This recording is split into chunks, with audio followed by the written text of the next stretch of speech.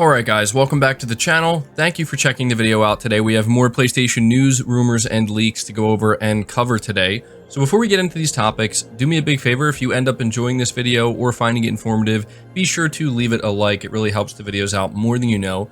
If you are new here to the channel, please consider hitting that subscribe button as well.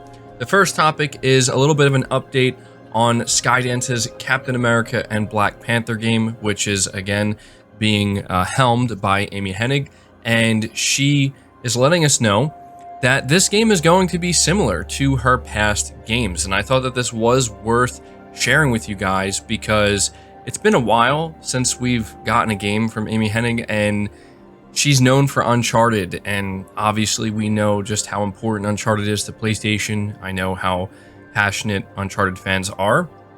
And so it says here from PlayStation Lifestyle that the upcoming Amy Hennig Marvel game should feel familiar to those who played the creator's past games. That's according to Hennig herself, who said in a recent interview that the untitled Captain America and Black Panther game won't be far off the mark from her previous work. Expect rich cinematics and tons of action and adventure. And so this is what she said. Look, if you played my previous games, you're not going to be far off the mark. As a gamer myself and as a creator, I love playing in the action-adventure space. So again, if you're familiar with my work, you're going to be familiar with the DNA, but we're doing some different stuff. The pillars of our project, as you would expect, are it's story-driven and character-driven, and it's sort of deeply cinematic and very rich in its cinematic presentation. We're doing some really cool stuff in that area that I haven't seen before as well. So that is what she said directly. The article concludes by saying Hennig added that players should expect best-in-class visuals, but equally important to Skydance new media is that the game should be welcoming and inviting for everyone because it's based on a universally loved IP. So some pretty solid information we're getting on this game. Honestly, the more I hear of it, the more interested I am in seeing the gameplay. I know that a lot of people are feeling burnt out with Marvel, feeling like, you know, we're hearing about too many Marvel projects, too many Marvel games. I think that's understandable, but still, I do think that this game sounds like it has a lot of potential. And considering Amy Hennig is basically out here saying, look, if you liked Uncharted, you're probably going to like this game. That sounds really good to me. So let me know your thoughts about that. Next up, we have some new information on Forspoken. Some people were able to go hands-on with Forspoken, so we have our first bout of previews here, and I think overall we have some good news to go over. Reading from PlayStation Lifestyle once again, it says Forspoken's chatty protagonist can be toned down in an options menu. So this is a very interesting headline. It says here, early last month, a social media post intended to promote Forspoken backfired due to the dialogue it contained. It was deemed so bad that it inspired the creation of many memes. Developer Luminous Productions has now responded to the memes and revealed a setting that will aid players who want to tone down the dialogue between the main character Frey and her cuff. Speaking to Eurogamer, Forspoken's creative producer Ryo Mitsuo discussed the memes. He explained how it was unexpected to see the reactions to the social media post. While the reactions took him by surprise, he did admit that some of the memes are actually pretty funny, so he got a good laugh out of it. While Mitsuo wants players to embrace the dialogue to learn more about the characters and their stories, he revealed that in terms of the conversations between Frey and Cuff, the frequency that they talk to each other can be adjusted from the accessibility menu. For those who don't want to hear so much chatter between Frey and Cuff, there will be an option to turn down the frequency of talking. Mitsuo acknowledged that some players may want to have slightly fewer voices to concentrate on the action at different points, so we're allowing them to do that if they want. Now, I really wanted to highlight this because I actually think this is great. One of the things that I complain about sometimes when it comes to these games is it does feel like when you're kind of, you know, exploring the open world or just kind of going about your business playing the game, at times it seems like there can be simply too much dialogue coming from the main character, and it can just be a little bit distracting. So the fact that they're offering an option here, and that's the best part about it. They're not coming out here saying like, oh, we're just going to tone it down, because some people may like that. Some people may really want that. In fact, I know that some people like that. The fact that they are giving you the option to kind of tailor it to how you want to experience it, I actually really, really love that. So let me know what you think about that. Next up, we have more details on the spellcasting and parkour for Forspoken. It says here from PlayStation Universe, fresh details on Forspoken have come out of the PlayStation blog today, revealing details on how the game's combat system employs a combination of magic-fused parkour with powerful spell casting. Magic is split into two strands, namely support and attack. Players will use the DualSense controller's L2 trigger to activate the former, while R2 works the latter. Spells have a different cooldown period and require different inputs to cache, whether that be tapping or charging the trigger. Meanwhile, L1 and R2 pressed simultaneously will launch a circular menu where you can select your current magic. Pressing them individually will bring up a menu for support or attack, where you can then choose your type with the analog stick. Frequent switching is recommended and necessary, as each spell is tailored to best tackle a certain enemy number or kind. Changing up loadouts is also a good way to find powerfully complementary spells. An early favorite is Sela's Crucible, which is a support, and then there's Rage Slice, which is attack. The first is a castable firewall that encircles Frey. Any enemies wandering into it burn, but it also buffs her attack power when combating any foes within the enclosure. Rage Slice is a melee combo whose finisher sends enemies flying backwards right into the flames. Meanwhile, you'll be informed via text pop-up during attacks if an enemy is resistant to a certain type of spell. However, hitting up on the D-pad will activate your cuff, which zooms in on any enemy within your scan radius, revealing key details. Meanwhile, players will discover refugees in the open world, which are small huts that offer respite from nearby dangers.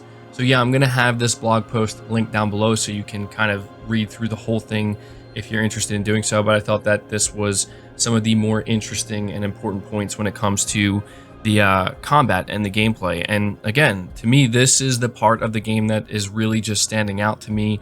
It's the spell casting, it's the diversity of what you can do with the spell casting, and it looks like, and it sounds like, there is a lot of depth to it. So let me know what you think about that. But the final update on Forspoken is how long it will take players to complete the game, or the story specifically, and apparently it will take between 30 and 40 hours. So this is again coming from another interview from Luminous Productions, this time coming from the co-director of Forspoken, Takeshi Terada, and they said that when it comes to the central story of the game, it would develop over 30 to 40 hours of gameplay. The article here says you can interpret this as the story taking that long to complete. However, Terada also mentioned an endgame that promises to be satisfying and would consist of side quests, dungeons, and more. And so that's something I wanted to be sure to read as well, because it sounds like this game could end up being maybe 50, 60 hours of gameplay if you're trying to do every single thing. Now, we know when it comes to video games, longer does not always equal better. It really depends on how the gameplay is divided and how the pacing is. And so, you know, hearing 30 to 40 hours, that does make me feel pretty good, because it is an RPG, and, you know, it has me hopeful that there is a lot of content here, a lot of diverse content, stuff that's not going to get overly repetitive or feel like padding or unnecessary. I mean, let's face it, you know, pretty much every open world game has just a little bit of that. So I think that is to be expected, but, you know, I am interested to see what this end game is going to be like and how fleshed out the side quests and the dungeons are going to be. But in general, you know, what I'm hearing of Forspoken definitely has me feeling pretty good about it. So let me know your thoughts about that down below as we move on to the final topic, which is something that I think you guys might want to pay attention to. So I came across this on the Gaming Leaks and Rumors subreddit. It was posted 6 hours ago as of the time of this recording, and it says the snitch says he got a Twitter DM from a very reliable source that PlayStation is working on a new AAA IP and that it will be announced before October 1st. So things are obviously a little bit convoluted here. Most of you should know by now who the snitch is, but this isn't coming directly from the snitch.